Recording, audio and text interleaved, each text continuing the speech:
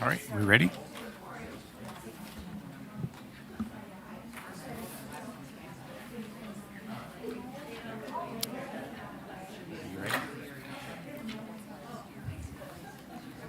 All right, good evening, everybody. You are at a Common Council meeting Tuesday, December 9th, 2025. It is 6:33 p.m. Council Chambers. Just a quick note before we get started and call to order is one announcement here and recommendation is that due to the weather, for one, and two, for the December 23rd meeting, input from staff and from council is that we tried not to have a 23rd meeting. So unless there's something we can't get through here tonight, and I hope we can, we will not plan on having a December 23rd council meeting. So I will call the meeting to order. We have a quorum present. Please join me for the Pledge of Allegiance. I pledge Allegiance to the flag of the United States of America and to the republic for which it stands, one nation, under God, indivisible, with liberty and justice for all.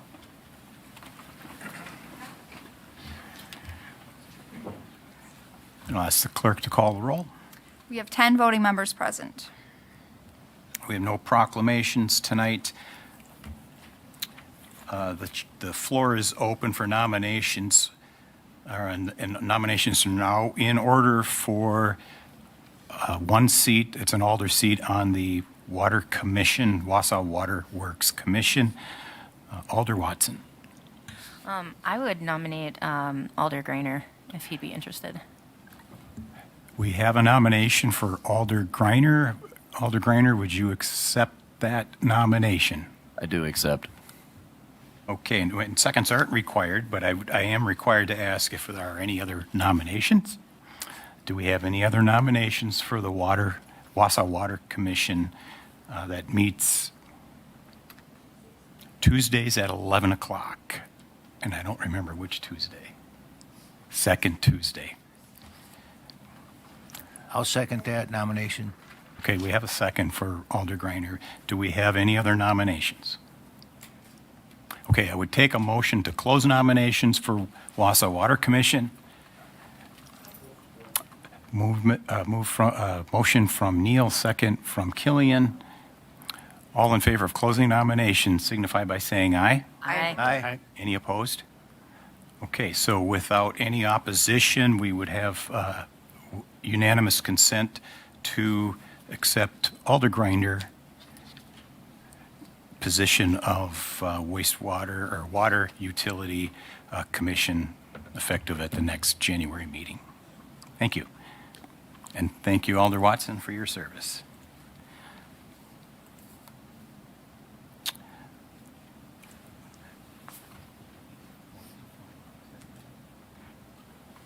Okay. All right, up next is presentations. I'm sorry, where am I seeing our? Can we open the link for the CIP? I have it open.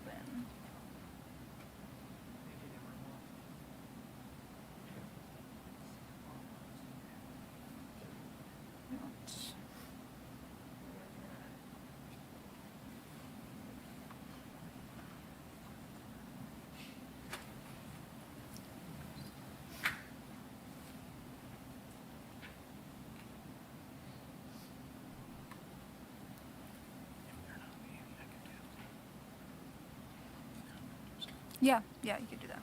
Without objection, we have a couple of pre-registered comments, and to get them out of here before the snow flies, if they're willing to come up now, we'll entertain that now.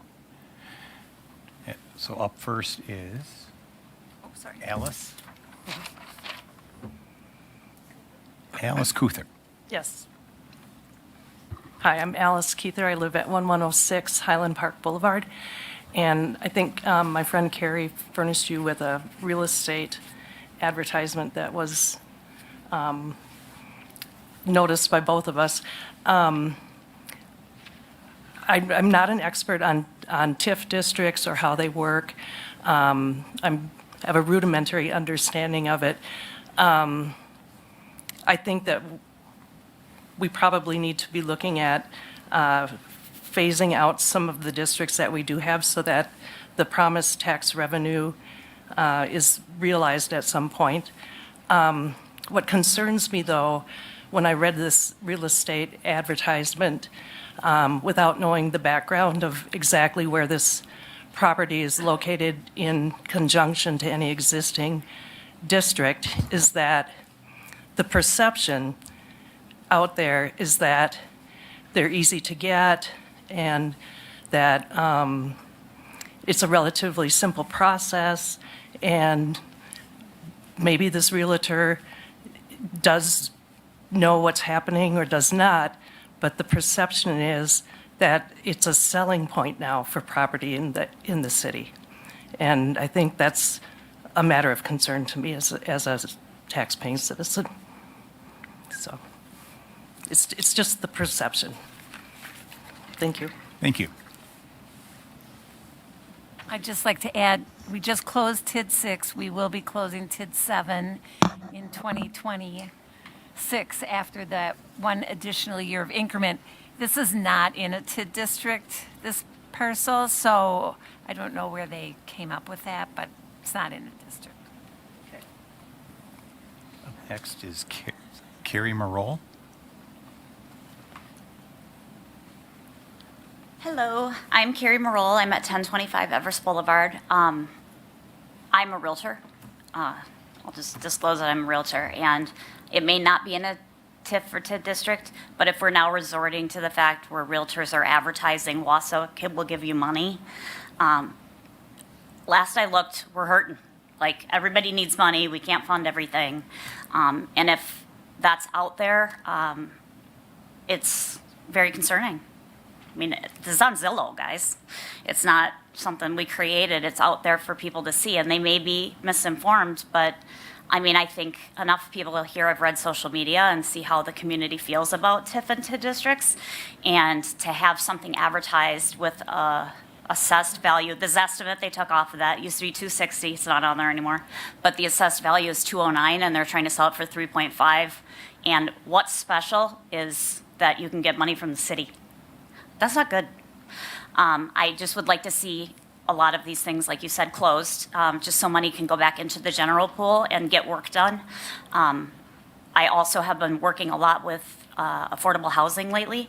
We do have a lot of affordable housing. We have barriers to Thank you for affordable joining. We'll let the people in the meeting know that you're here. There's a lot of affordable housing. There's not a lot of ways to get at that affordable housing. It's a real problem. I had a friend recently that personally owns property on Prospect Avenue, wanted to develop it into 4 smaller units with her own money, not asking for any money, called the city and was told, no, we can't help you because of the rules in place for parking spots and things like that. No, like, we need to talk to the planning commission, these are the steps we take. It was just a flat no. And this is a private citizen. So if we keep just asking the developers to come in and bring the money and giving them money back, like the one that just happened on Scott Street, it's, I don't think, helping anyone. So that's all I have to say. Thank you. Thanks for pointing that out. We'll pass it on to staff. Okay, now we're ready for a presentation, potentially. Looks like Sean Egged is on. Is that Sean? I'm here. Yes, can you hear me? Give us a mic check, Sean. Can you hear me? No? We've got you now. Yes. Okay. Okay, Perfect. so I'll just announce the item, Sean. We've got a presentation by Community Infrastructure Partners regarding lead service line replacement and funding for the 2026 construction, and this is under item 4 under presentations. Sean, the floor is yours. Great. Can you see my screen? Yes. Okay. So I just wanted to give a quick update on the lead service line progress so far for 2024 and 2025, as well as what next year will look like.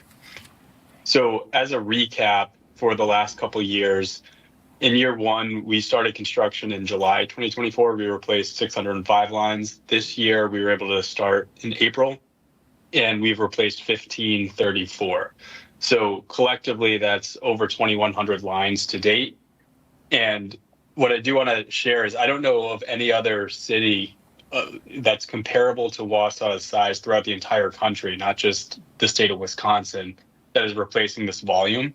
So Wausau really has created a national model on how to accelerate the replacement of lead service lines. And Wausau should be proud of itself because so far, just for the first 2 years, Wausau has secured over $20 million from the Department of Natural Resources, which is really the money is coming from the EPA, with almost 12 million of that being grant funded. The other 8.7 million that you see here on the screen is at an interest rate of 0.25%, so it's heavily subsidized. We celebrated our 1,000th lead service line replacement in July this year, so 1 year after we started construction, and then we quickly hit our 2,000th replacement a few months after that. We are maintaining a greater than 96% consent rate. As you know, this is a voluntary program. There's no mandate that property owners have to buy in, which is also a very impressive metric nationwide. A lot of other programs are around 60%. So the fact that Wausau is at 96% for voluntary replacements is very, very strong. And we have about 1,000 right of entry agreements secured for 2026, so we can get started as soon as weather allows. So for 2025, the initial scope that we agreed on was to replace 1532. We hit that metric, did 2 extra by November 14th this year. The other important thing, which is great, is the DNR gave the city an extra $1 million to increase the scope by another 130 lines. And that's because other communities throughout Wisconsin were underspending their funding awards, so they couldn't replace as much lines as they had hoped. So there was an extra $1 million that DNR said, if Wausau has the capacity, feel free to take the money, since they've recognized that the program we have and the efficiency. So the additional 137 of those 139 will be completed in the spring, in addition to the 2026 scope, which you'll see here. So these are projections based on the funding application that we submitted to DNR in June of this year. The application is census tract based, and you can see it's based in those 4 census tracts, 1, 3, 4, and 7. And the reason we targeted those census tracts is because with this weighted average distribution here, they qualify for 100% principal forgiveness for private side construction, as well as water filters, which we're required to give out. So including the 137 from the expanded scope for 2025, we're projecting to replace over 1,800 lead service lines next year. One of the big differences that we'll see, it looks like there will be a lot of rock homes. So there's a lot of bedrock throughout the different parts of the city, which are a lot more expensive and they're a lot slower. We've replaced a couple dozen so far over the first few years, but it's estimated that there's a couple hundred left, potentially 250 or so. The good news is these are 100% funded, grant funded by the DNR, because these are private side construction costs. And we highly recommend that we replace as many, if not all, of the rock homes this year, because it's probably the last year that Wausau qualifies for 100% principal forgiveness, just based on where the remaining lead service lines are. So we will be bidding those out separately over the winter and early spring to try to get as favorable pricing as possible, even though it's fully grant funded. The principal forgiveness calculations, just as a reminder, are calculated based on census data, which includes median household income, family poverty percentage, lowest quintile income, and county unemployment. It's a fairly complicated calculation, but we've tried to distribute the replacements in a way where we're maximizing the grant funding every year to reduce any loans that the city would have to take on. So in addition to the rock homes, we'll be publicly procuring construction, as we have to bid it out to the lowest responsible bidder throughout the state of Wisconsin. These projections here are based on a 3% escalator from the bids we got in 2025. So we feel fairly confident that these are at least close to accurate, but we can always update these once those bids come in.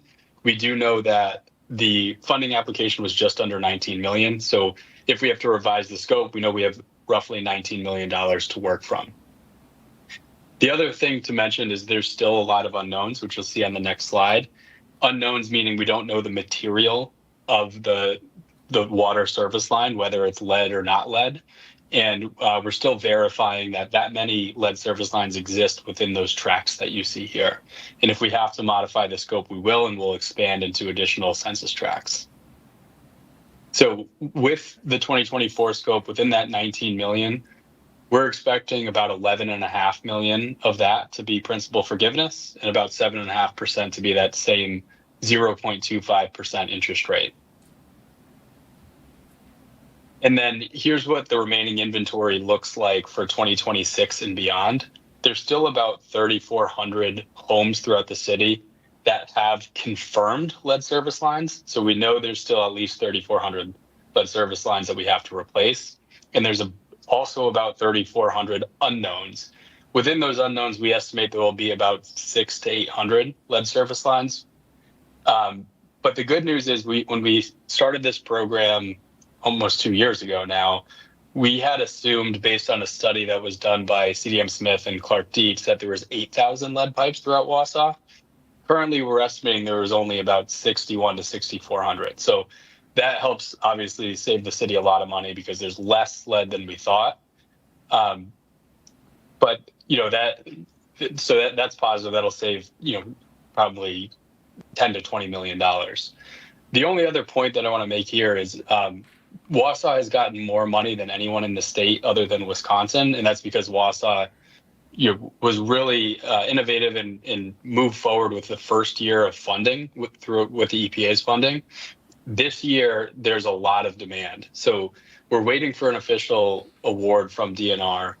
And we know that the EPA provided their annual lead service line appropriations to all 50 states the week of Thanksgiving. And Wisconsin's getting about $101 million, which is about $20 million more than last year. So that's very positive for the state, but there's about $180 million of applications. So there's a lot more demand than ever because cities like Racine and Kenosha and South Milwaukee are finally realizing they need to get moving or this money will be gone. So you have a lot more competition. The good news again for Wausau is fairly high up on the project priority list. So I don't anticipate that Wausau will not get funding. A lot of the communities that are not considered disadvantaged probably will not get funding. But the way that we've calculated the weighted average census tracts to be in those disadvantaged areas, as I showed here on this slide, these are considered the most disadvantaged throughout the city. So that's why Wausau is fairly high up on the project priority list, still behind some big cities like Milwaukee, for example. So I know that was quick. That was a quick overview, but I'm happy to answer any questions that you guys have. Questions for Sean?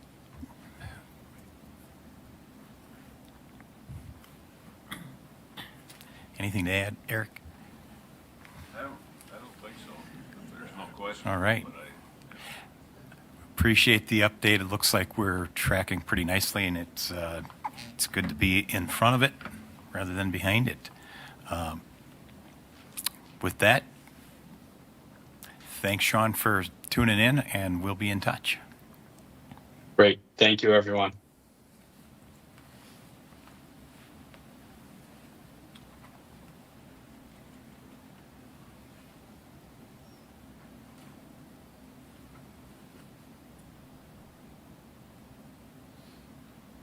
Okay, up next is item 5. It's consideration of the minutes of the preceding several meeting minutes, approval of the minutes if correct, and correction of any mistakes. So I would entertain a motion. Motion from Neal, second from Watson. So we're approving all 3 of these. Anyone have any issues, comments, changes?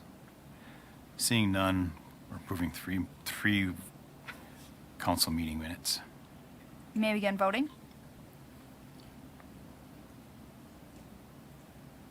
Motion passes 10-0. All right, so that was October 10th, November 11th, and November 25th, just for the record. We took care of public comments. Is there anyone here that didn't get a chance to speak, thought they were registered? Seeing none. Committee reports, we have one committee report, it's communication on the clerk's appointment to Board of Canvassers and absentee Board of Canvassers. Any comments, questions on that? It's just a notification for the file. No vote required. Okay, up next is the consent agenda, and I understand we have a request to remove one item. Yes, file 231121 was requested to be pulled off consent from Alder Tierney. 2, 3. The resolution from the Finance Committee establishing the 2025 property tax equivalent for Wausau Waterworks. Okay, 231121. So with the exception of that item, I would entertain a motion. We have a motion from Watson, second from Lukens, on the consent agenda less the one item. You may begin voting. Motion passes 10-0. Okay, so first up then will be that item.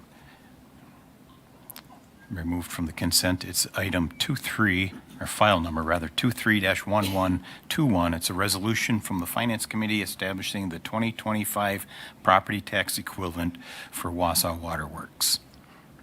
A motion from Lukens, second from Watson. Alder Tierney. There you go. Yeah, thank you, Mr. Mayor. The reason that I had this pulled is, no, this is basically the pilot tax that we're talking about again. And I guess Marianne had previously, I think last year when we discussed this, talked about why we have it and how much more would end up costing people on property taxes if we didn't have it. But I guess, Marianne, if you could explain this to me a little bit, if we didn't have the pilot tax, which I don't think that we should, or at least in this capacity, I mean, people are already paying this tax, so if we dropped it, say 2%, how would that? So it would not impact the water users at all because you would have to go for a rate application to the PSC. And, you know, as we have had presentations from Ellers, we would likely end up with an increase in the tax rate, in the water rates, if we go in for a rate review because of the formula that the PSC uses. And a lot of that is because of the asset investments that we've made. Oh, is it not on? Okay, it's on, but I'm not talking properly. Okay, so you would likely see an increase, not a decrease. So it wouldn't help the consumer of water at all. I think the other point is that, you know, there are nonprofits who, when it's on the tax bill, or if it wasn't on the tax bill and it was no longer on the water rates, they would save money and they wouldn't be contributing anything to the city of Wausau, even though they're property owners here in Wausau, because they're tax exempt. Okay, but it seems like, I mean, our pilot tax is substantially higher than most communities in Wisconsin, if you go and you look at it. How do we reduce this? I mean, we got this high for a reason, and if you look over the years, it really started skipping up there over the last 5 or 6 years. It's based on your utility plant asset and your supplies. So it's a formula developed by the PSC and mandated by the PSC. So the only way you can reduce it is by setting the rate separately by a common council, which is what we're doing tonight. So we reduced it about 106 last year. Your resolution reduced it about $116,000. Asset value has gone up about, and it's based on the plant value as of January 1. So we know what that value was January 1 of 25, and it went up about a little over 13%. So it would go up another 13%. So based on that, I would guess, we're saving the utility another $100,000+ this year by this resolution, because it should go up to about last year it was $1,600,000, and I'm estimating it would go up to 1.8 million if we calculated it just based on the PSC's calculation. So we'd be saving the water utility more money this year by this resolution than we did last year. I'm more concerned about the taxpayer, to be perfectly honest with you. Oh, so you don't want to forgive anything? Well, what I'm saying is that the one that seems to be kind of getting socked is the taxpayer because of, for me, if you're going to pay your water bill, it should be going to your water. Your part of your water bill should not be pulled out for other uses. And that pilot tax is not being used to pay for a person's water bill, their water bill. And I mean, that's why it's called a pilot. It's payment in lieu of taxes. So, I mean, your water users and your tax payers are really usually the same person. Even if you have a renter, I mean, they may pay their water bill, they might not pay the tax bill per se, but they're paying for it through their rent. Like I said, the only people who, through that pilot charge to the water utility, that end up paying it as an additional payor are our nonprofits, because they don't receive a tax bill, but they do receive a water bill. Okay. So tell me, what's the benefit of having a pilot at this rate for the taxpayer? Well, I guess consistency, because like I said, if we allocate more, obviously we've already set our taxes for 25, but in 26, when we do the 27 budget, if you said we don't want to forgive anything anymore, it would be an additional revenue source to balance the 27 budget for taxes. If you said you wanted to adjust that pilot down, again, we would not be able to adjust rates unless we go to the PSC and apply for a new rate. And when Ellers did the projections on it, they said if you do that, it will likely result in a rate increase, because it's such a small component of the rate itself, and because of the PSC's methodology in calculating rates. A lot of it is based on maintaining and replacing future assets. So when they look at all of the investment we've made between the new facility, our GAC system, it's going to go through that calculation and say our rates should go up. We were, I think, this 26 going to have Ellers just look at the rates, not necessarily changing the rates, but just they can do a projection, because they, have that formula in their software, and they can tell us, through our capital plan, how long they think it will be before they would recommend increase. So they were going to do some tentative work for us. Again, that doesn't mean we're applying for a rate change. It just means we're looking at it so that we can inform the Water Commission. This is what it looks like now. Okay, thank you. Alder Watson. And I guess I look at this, thank you. I guess I look at this pilot payment, we're establishing it, and it's already worked into our 2026 budget, right?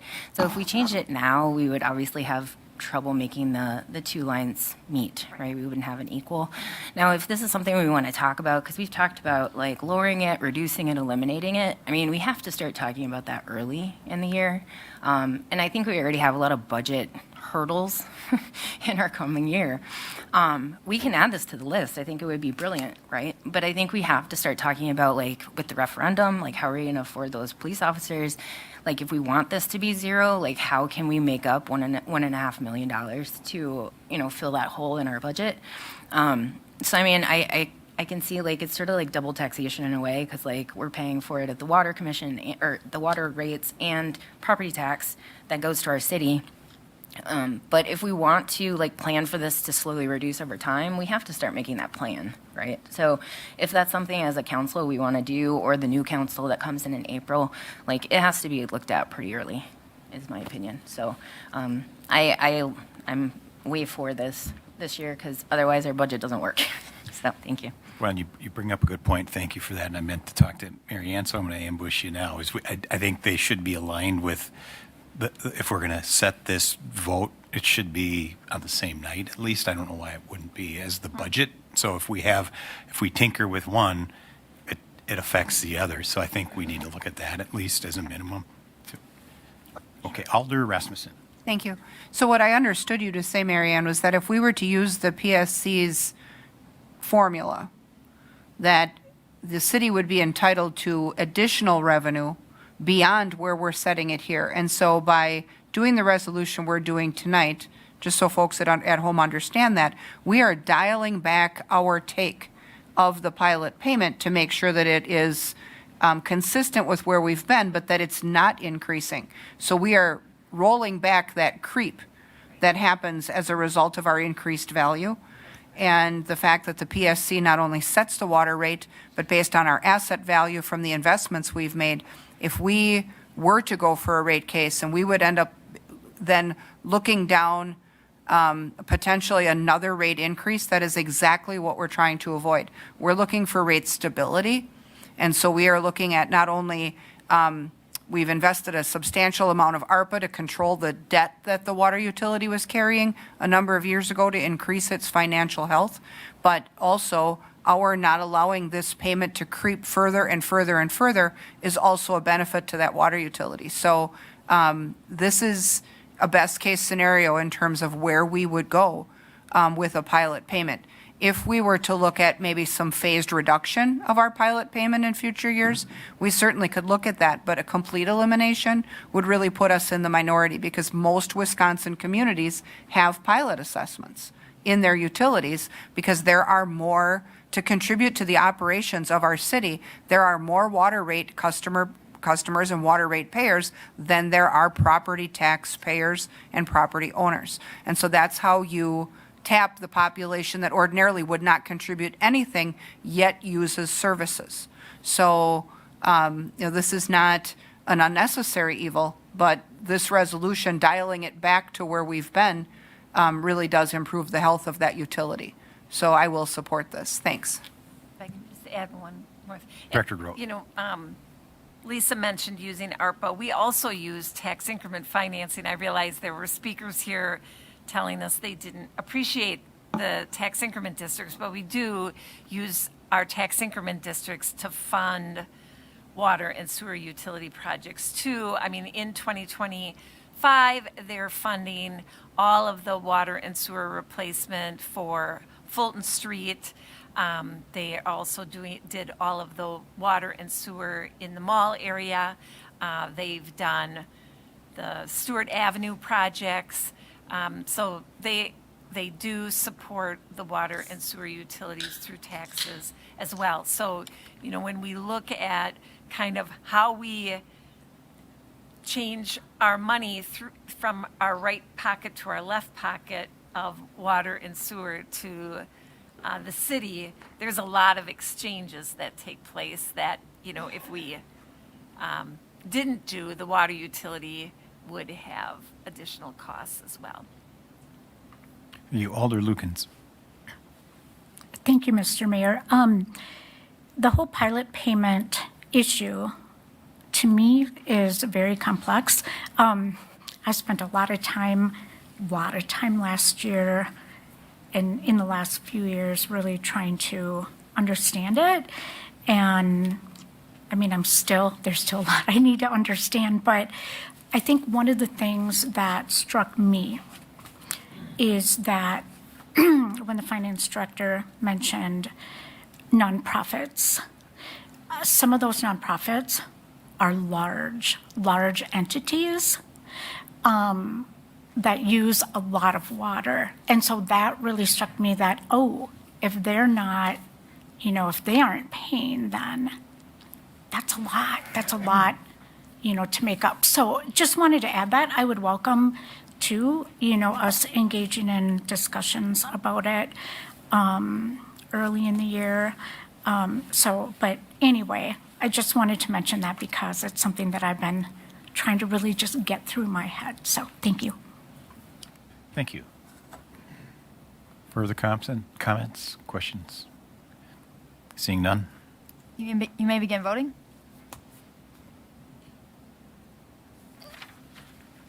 Motion passes 9-1.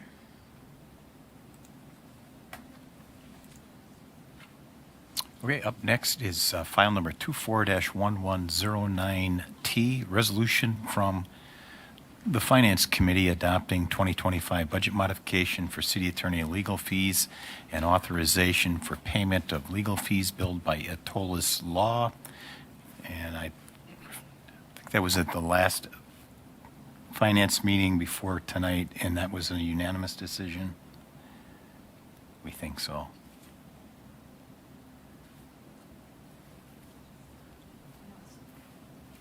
Is it tonight? No. It was 2 weeks. 5-0. It was 5-0. 5-0, and it was the November meeting. Okay, motion from Watson, second from Martins. Seeing no discussion. You may begin voting. Motion passes 10-0. Up next, file 15-1203. It's the confirmation of appointments of election officials, and those were submitted to the clerk and inserted to the packet by the clerk. Motion from Henke, second from Watson. Seeing no discussion. You may begin voting.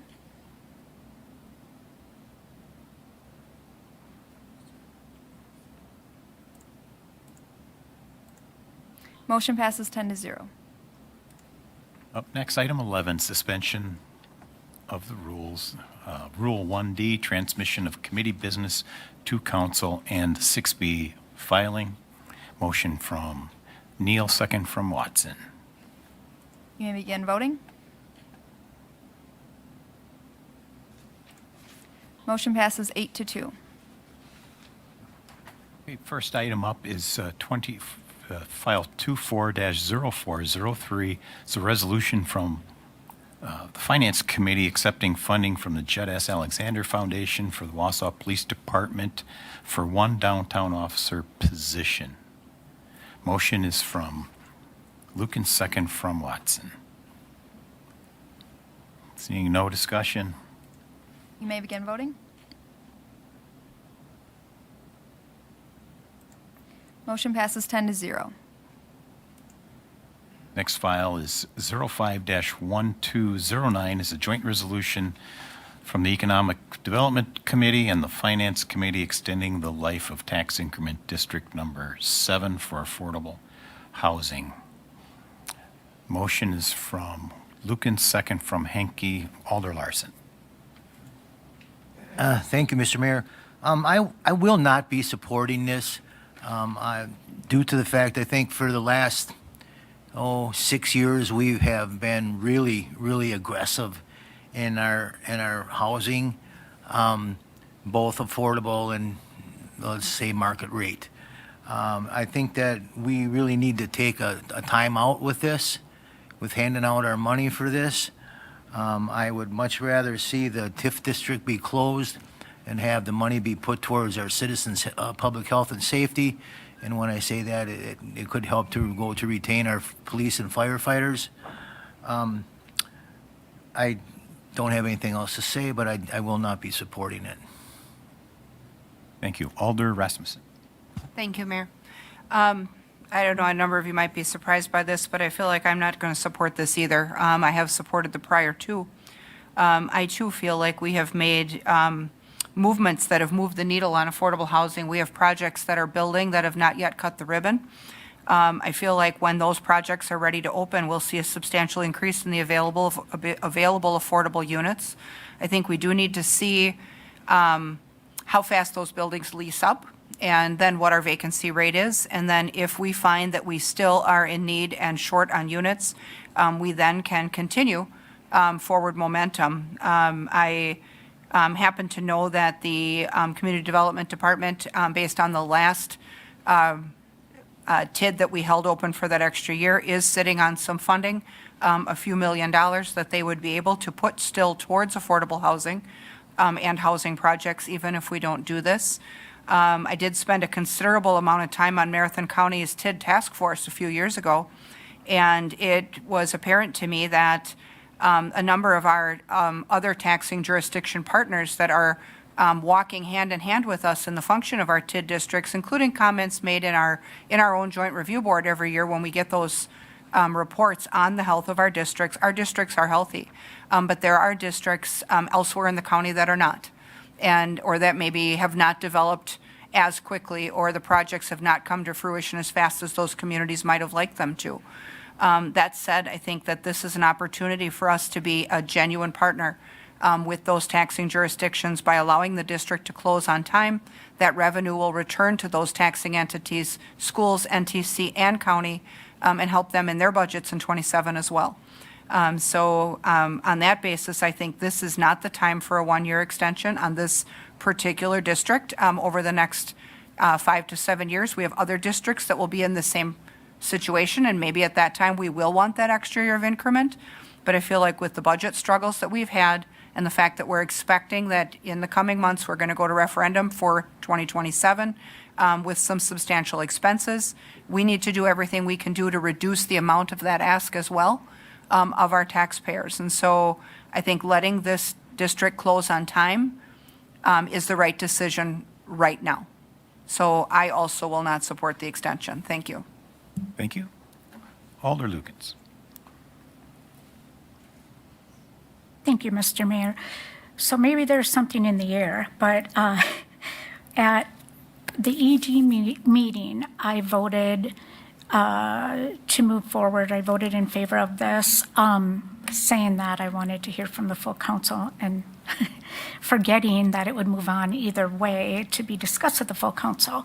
But given the state of the economy, and as I was reading through, the packet and really reflecting and had more time to think about this, thinking of the other taxing entities, I know that educational institutions, systems have really taken a hit and are struggling. And so anyway, for a whole number of reasons, I decided as well that I was going to vote against this. I don't think as well that it's the right time right now. We do have a number of housing, affordable housing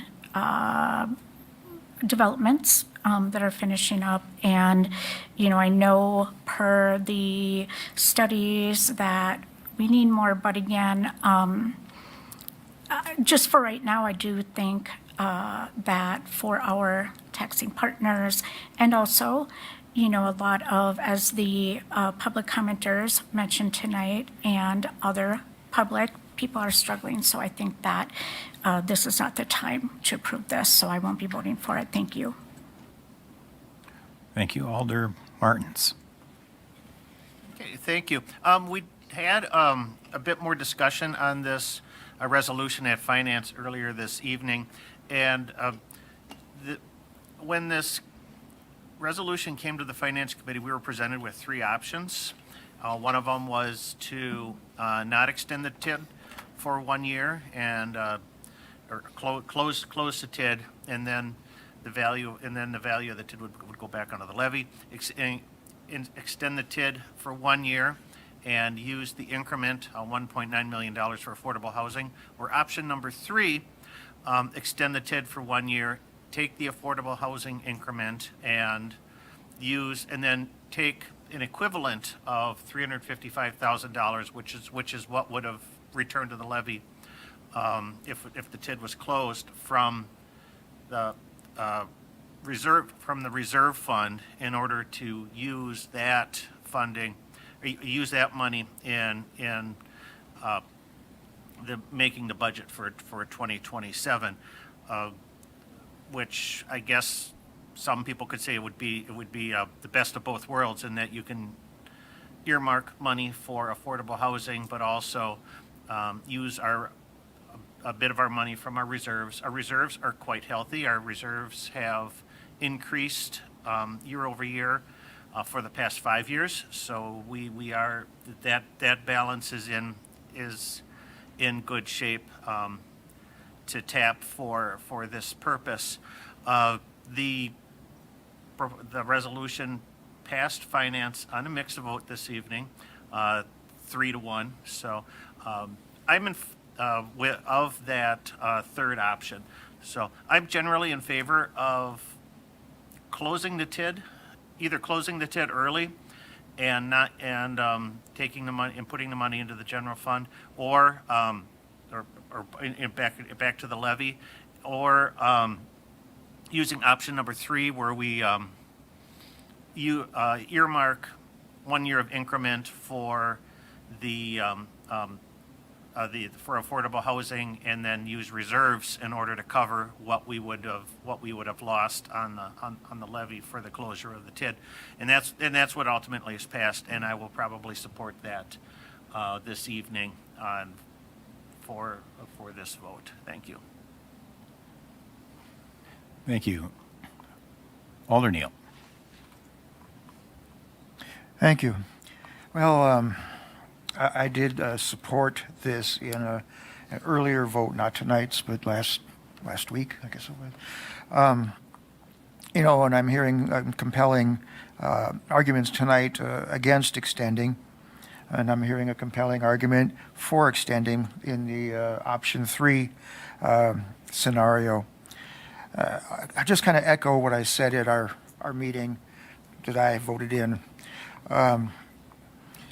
The number one, or at least in the top 3 things that we always hear from our constituents, is that this city is short of affordable housing. It is an ongoing, unmet need. And yes, there are some projects underway, but there are different ways to address affordable housing than just low-cost apartments. There's a variety of things. We also know that affordable housing is an expensive commodity. Any project in affordable housing is tough. So, I mean, money's short, and the need is still there. There are a variety of ways to meet that need. As I said at the meeting that I voted in, it's kind of like a darn if you do and darn if you don't scenario, because that's basically $2 million that we would be saying, no, we're going to let that slide. We don't need that right now. And there's a whole lot of our constituents that would say $2 million for affordable housing and you just let it go. I'm going to continue to support this with the understanding that option 3 is the best scenario, because we can cover that, what we would have made had we closed on time, from a healthy set of reserves, and still have that 1.9 in our back pocket with no sunset on its use, and also no restrictions as to where it can be used in the city. It's not a TID 7 earmark. It's for anywhere in the city. For that, I understand the reticence to extend, but I'm still going to support extending for 1 year. Thank you. Thank you. Alder Watson. Thank you. We had a wonderful presentation at Plan Commission by Ben, I believe it was, right? He talked about senior housing. Wausau. Yes. He talked about senior housing. And we may, we're building more affordable units, which is great, but I think it would be really eye-opening for the council. We will get that report eventually, but it sort of ramps up, he said, until about 2040, and then we start to have the decline in the need for senior housing. But senior housing is going to have a lot more challenges because it has to be, something that we can get, maybe transitional, it starts off assisted, then it goes to more home care aid if you need. But we need to start looking at our seniors too. And I don't think a lot of the structures we've sort of put into place now can maybe be adaptable to that. So I think it's really great that we have this like this extra TID in our back pocket, because I think that's the next challenge we're going to have to like start to look at, is that senior housing gap. So, thanks. Thank you. Alder Tierney. Thank you, Mr. Mayor. In finance earlier this evening, we did have that split vote. I was the one person that said no to extending TID 7 to close TID 7. I still stand by that, closing that on a timely basis. I think that we have healthy TIDs out there. We have taxpayers that have been burdened here in Wausau for years, and especially last year when there was such a hike in property taxes. And I think being able to give that money back to the schools district, to NTC, to the county, and would hopefully help in easing some of that burden. Since we do have other, we have healthy TIDs out there, we have to close TIDs. We cannot keep them indefinitely open, especially at a time when we have other healthy TIDs out there. I just, we have to start closing some of these on time, so I still will not be supporting keeping open TID 7. Thank you. Thank you. Alder Greiner. Thank you, Mayor. I have a question for the finance director, and I was actually going to ask this during finance, and I didn't get around to it. So the increment that we would have available after, should we close the TID, would be $424,502 a year that we would be estimating to get back. Do we know how many taxpayers we have in the city of Wausau? Well, I think Rick might, I think there's like just under 16,000 parcels. Is it like 15,800? 16.2? Oh, okay. 16,200 parcels. So those are taxable parcels though, right? Yeah. So that's assuming if we did choose to close this TID, that's a estimate of about $27.78 per person. I mean, we're it's looking based on value, so it's based on not value. equal. It's not equal. Exactly, I understand, yeah. but it's about 27, 28. Okay, that's all I have. Thank you. Alder Rasmussen. Thank you. I guess just a question on that, along that line. Didn't I see in one of the graphics that was put up in the packet that the mill rate impact was 45 cents? That would be for all of the taxing jurisdictions, not just us. Okay, so So I shared think among. Aaron's question related to just us. Oh, and okay. Dividing it by. I see. number. I saw that figure in the packet Yeah. though, and I wanted to clarify. Yep. Thank you. Thank you. Alder Watson. I guess I noticed Randy coming up here after I was talking about the old person or the old age report, and I just didn't know. Well, no, actually, they said older person now, right? It's not a senior. Older adult. Older adult. Okay. But I didn't know if you had something to add. Yeah, thank you for the opportunity. Yeah, it's not older adult study. It started as a senior housing study, and it's kind of hard to quantify. But we will be having that presentation. Sam Wessel from North Central Regional Planning will be coming to you in January to share the results of that. And just I respect whatever decision you make tonight, and we'll work forward as we can. But I want to just give an idea on some of the funding sources and what we use. So TID 6, we got about $3.8 million allocated as part of the housing extension. 650,000 of that went to West Side Commons. 1.9 is allocated to 700 Grand Avenue apartments. It leaves us with approximately 1.25 million remaining. Some of the projects that we have earmarked for that remaining funds are Thomas Street infill. We also have some money that was allocated as part of ARPA to help with that project. We're still in the DNR review. I'm tired of saying that, but just a result or a fact of where we are right now. And then also we have some money allocated to the North 2nd Street project if something happens there soon. What we're looking to utilize in some projects that we know we have coming in the future are the MBX redevelopment and 1300 Cleveland redevelopment.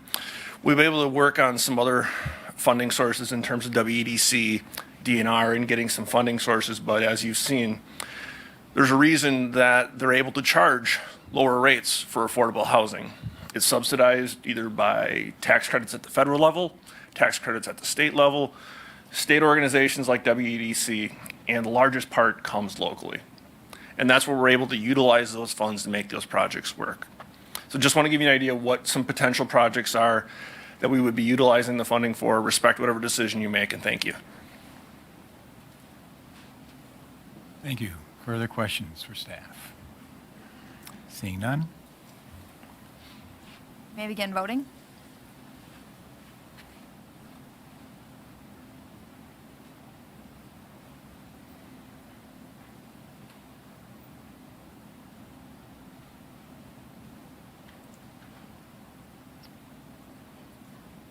Motion fails 5-6.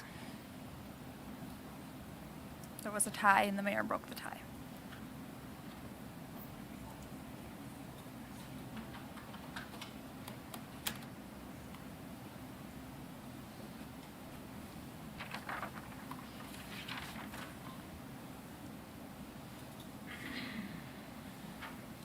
Next, file number 25-0926, resolution from Finance Committee approving credit agreement with Judd S. Alexander Foundation to borrow up to $250,000 for redevelopment of 201 North First Avenue, former MBX property. Motion from Lukens, second from Griner. Alder Rasmussen. Thank you. It bears notice that one of the best partners we have in terms of our redevelopment of our downtown and sometimes the growth of our city are our foundations. And so when we have needed them in the past, they have often stepped up without hesitation, and they've helped us revitalize areas of our city that we couldn't have alone. They've helped us not only speed up redevelopment, but get projects to fruition in a very positive way that have had a great impact on our city and really helped move Wausau forward. But that said, I struggle with this one a little bit because at the time when this proposal came forward, we had not only already acquired the property using the funds that were available in TIDATE, and when we talked about acquiring the property, we knew that TIDATE had not only the cash flow but the revenue on hand to complete the purchase. We also knew that moving forward, we would need some environmental analysis. We would need to get our arms around what the needs of the site are in terms of prep and demolition. We also would need to then figure out what our vision is for that area. This is so new. All of those things still are fluid. And without some of that stuff nailed down, I feel like that for us to undertake work with a foundation for redevelopment, even on a short timeline, is premature. And so knowing that we were able to acquire the property with our own funds, we didn't need the foundation funds to finish that purchase. The last thing I would want to see us do is take money from one of our trusted partners when we don't really need it, because I feel like that wastes that opportunity. If we get our arms around this site a little bit and we have more of a plan fleshed out, and there's a way at that point in terms of redevelopment that a foundation could help us with those financing pieces, put that puzzle together, I would love to have talks with them going forward at a later time about maybe partnering with them. But I just feel like it's too soon right now. And I feel like this is a time that with them, the foundation dollars could maybe be more impactful in other projects that they maybe have on their docket, because this is one where we don't have a genuine need today. And so, not that we want to seem ungrateful to our foundations in any possible way. We appreciate them more than they know. But I feel like this is a time that we should say thank you, but no thank you. We should let this proposal pass. They can then focus their attention on things that have a more immediate need. And then down the line, if the opportunity shows itself for some type of a partnership where we can be successful together, we would want to then reignite those discussions at a later time. So at this point, I am not going to support this one because I feel like we would be taking advantage of an opportunity that's come to us, but we just don't have that true need the way we've had it in the past. Thank you. Alder Neal. Thought there were other people in front of me. Thought so too. They must have declined. I don't know. I do support accepting this loan, knowing that it's a little vague in terms of how it might be applied to an affordable housing element at this property. We don't know, we haven't quantified that. The foundation hasn't quantified that. It's just kind of vaguely there. We are in a position to accept and just give it back at some point when we feel it's not relevant. But in the next, year or two, as we try to entertain possible proposals for this property, it'd be nice to have this on the shelf for any developer that would be willing to consider some sort of affordable housing element to their project. It doesn't mean it would have to be a fully affordable housing project per se. There's precedent for developers building things that have X percent affordable versus X percent market, and tiered pricing, let's say for apartments. So having this on the shelf for 1, 2, 3 years is fine. We're not beholden to take it.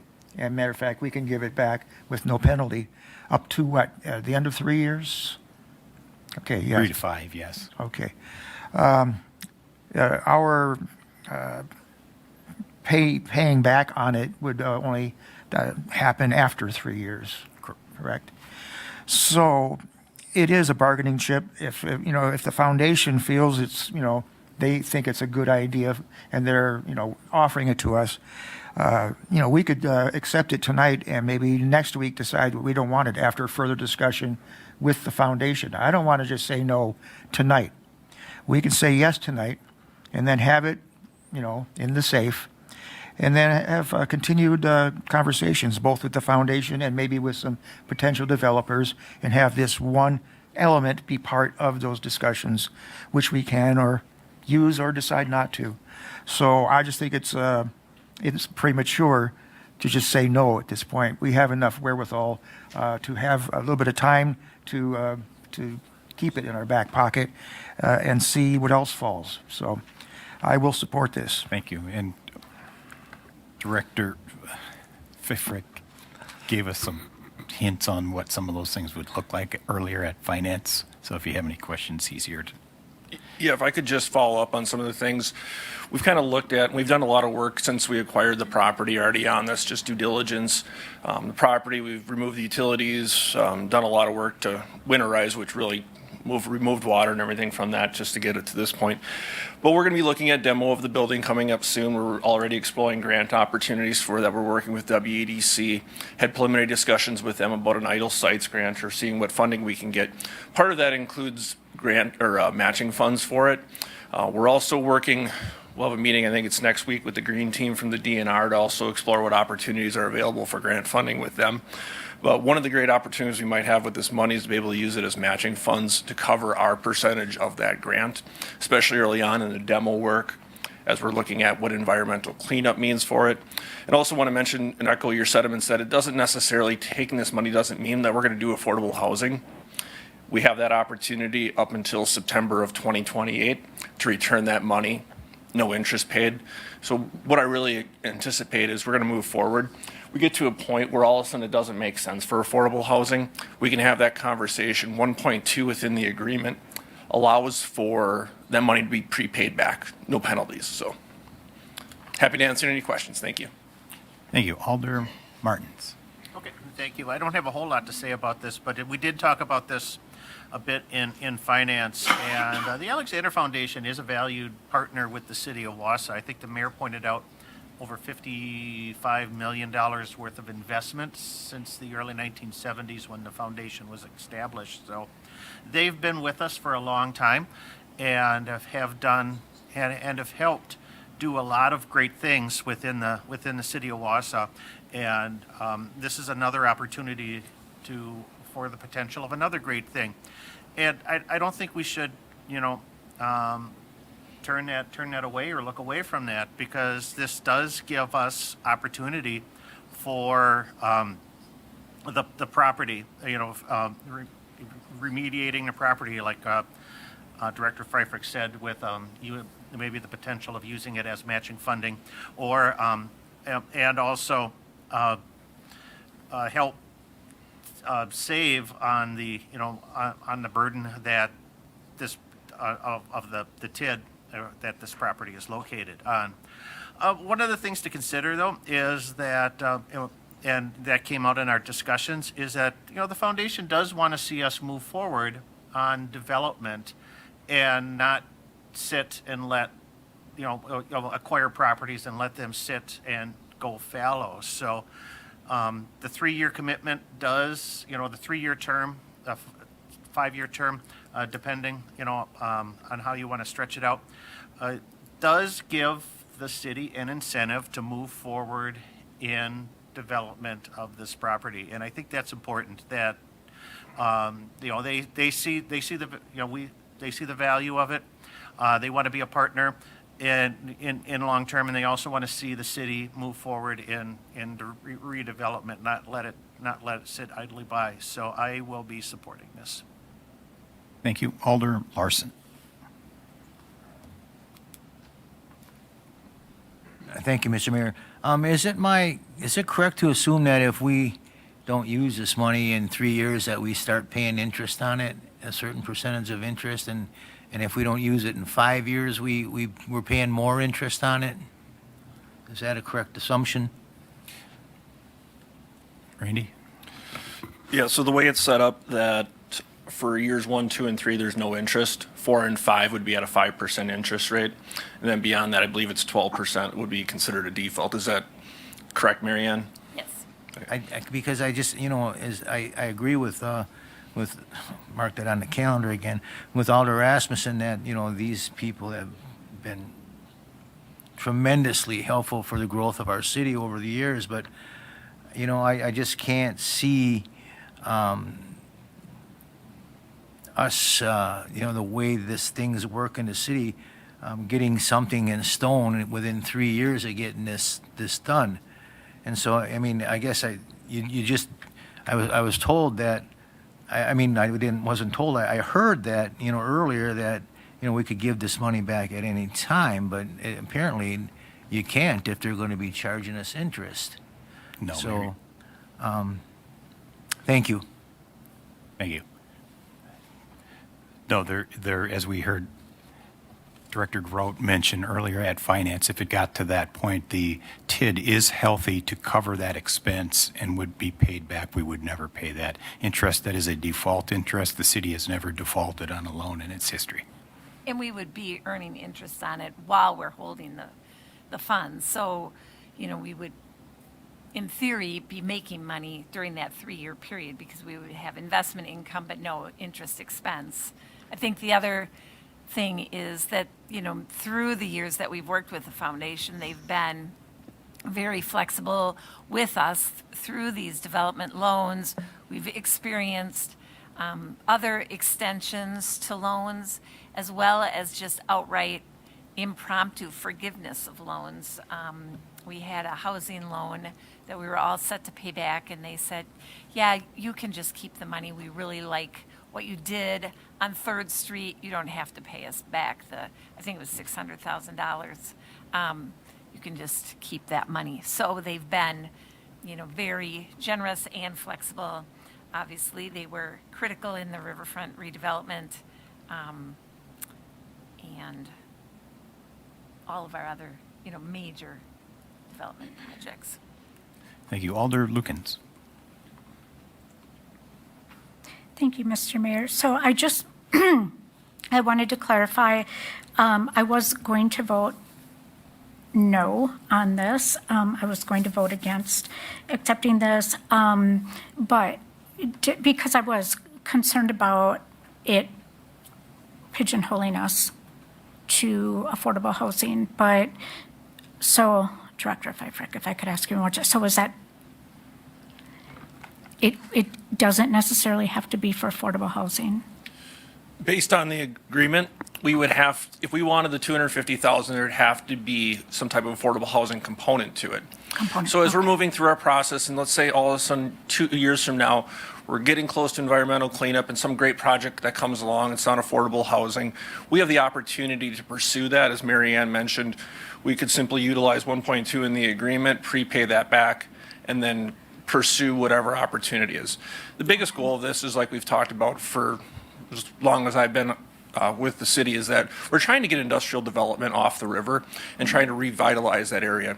I can't predict what 2 years, what the housing market looks like, what the new development trend is, but we want to keep some flexibility in that if there is an opportunity that we're able to pursue that. And this provides us that opportunity. Yeah, and if there was an affordable housing component of some larger thing, it would work. Okay. My experience in working with the foundation is they've always been very active and very willing to work with us. They want to see Wausau succeed and move forward, and confident that they'd be willing to work with us. So thank you. Thank you. Then I will be voting in favor of it. Thank you. Thank you. Alder Tierney. Thank you, Mr. Mayor. I just have a quick question. In the Finance Committee, we did vote on this, and was this the one that was a 2-2? No, this is 3-1. 3-1. 1? Okay, thank you. Mr. Martins. Yeah, I just wanted to reinforce a couple of items that came up in conversation. Interest doesn't start accruing until year number 3, so we have up to 3 years to return the money without any interest penalty. So there wouldn't be a cost for us to return the money within 3 years. And the second is with affordable housing. In the agreement, there's no strict language on what affordable housing is. Not any definition by HUD or WEDC or any other state or federal agency. So what would be considered affordable housing could be just about anything that is non-market rate. So it could be as something as easy as something middle market, the missing middle, or it could be a subsidized housing like according to the HUD definition. But there's a lot of flexibility in what would be considered affordable housing on this particular development. Thank you. Seeing nothing further for discussion? May I begin voting?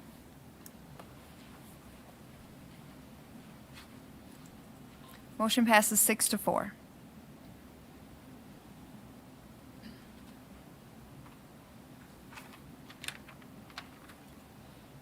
All right, up next is file number 25-1205. It's a joint resolution from the Airport Committee and Finance Committee authorizing the execution of the airport ground lease to Matthew and Karen Gass. And earlier tonight, that passed unanimously. I have a motion from Lukens, second from Rasmussen. Seeing no discussion. May I begin voting? Motion passes 10-0. Up next is file 25-1206. It's a resolution from Finance Committee approving city's waiver of right to purchase 130 North First Street. That's Sunbelt Refugees LLC. That's the Whitewater Music Hall, and that passed unanimously earlier today in Finance. Motion is from Lucan, second from Hanke. Mr. Neal. Thank you. Just in case there's any confusion, that a yes vote basically says we're not interested in purchasing the property. Correct. Yes, that's correct. So if we wanted to purchase that, we would have to match the amount. We'd have to vote no. That was correct. Right, so. Anyone else want to buy that thing? I hope not. All right, motion and a second. No further comment? May I begin voting? Motion passes 10-0. Thank you. Up next is announcement from mayor and alderpersons. Talked a little bit earlier. I don't think anything surfaced yet that we would need a meeting for next December 23rd. Staff? All right, let's hereby cancel that meeting. Any announcements from alders? Mr. Larson. I just want to say Merry Christmas, Happy New Year to all my colleagues and everybody in this room. Thank you. Thank you. Thank you. Comments and suggestions from citizens for public comment. Anyone here left? Seeing none, we have a motion to adjourn, or I would entertain a motion to adjourn. Motion from Tierney, second from Watson. All those in favor signify by saying aye. Merry Christmas. See ya. No snow, not bad. Hour and 15 minutes. Good work. Oh, it's snowing? Oh. Dang. But at least it started later. Wow. This is